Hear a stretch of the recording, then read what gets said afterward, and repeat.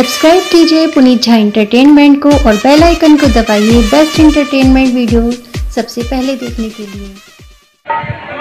हे जगत जननी है जगत जननी,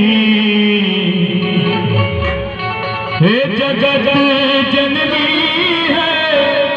जगत जननी, जगदम्बा हमर मैया जगत जननी, जगतारिन हमर मैया जगत जननी,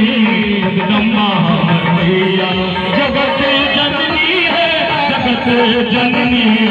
जगत जननी है जगत जननी, जगदम्बा हमर मैया जगतारिन हमर मैया जगत जननी, जगदम्बा हमर मैया।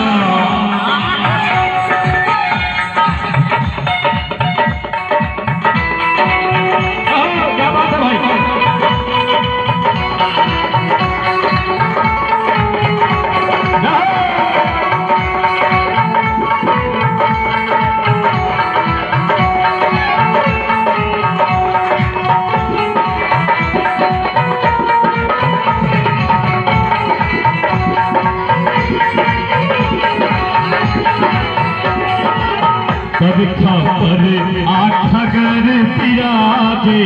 कभी खबर आठगर पिराजे, खगर पिराजे माहे त्रिशूल साजे, हे खगर विराजे माहे त्रिशूल साजे, दुष्ट जननी के प्राण हरनी, दुष्ट जननी के प्राण हरनी। अरे पत्रकारी के संग बाजू बाजू भगवती मैया की,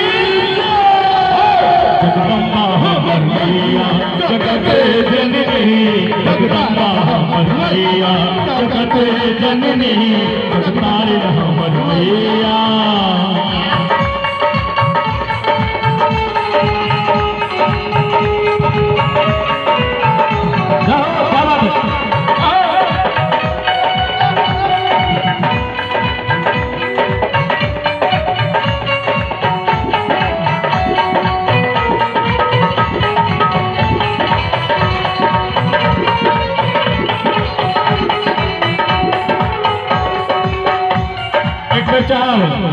हमारे मुंगेशो भी आए साइड में थे तब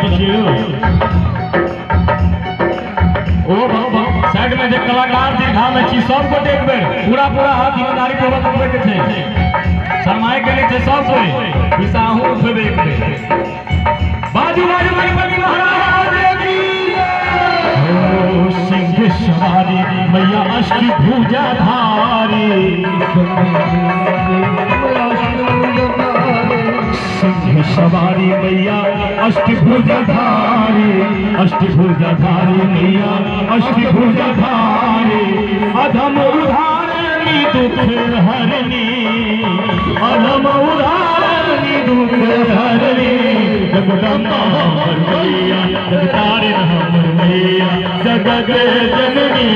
जगदम्बा हमर मैया जगत जननी, जगदम्बा हमर मैया जगत जननी, जगतारिन हमर मैया जगत जननी, जगदम्बा हमर मैया जगतारिन हमर मैया, जगदम्बा हमर मैया जगतारिन हमर मैया, जगदम्बा हमर मैया जगतारिन हमर मैया। अंत में मिथिला वर्णन सुना कर हम सब दूसरे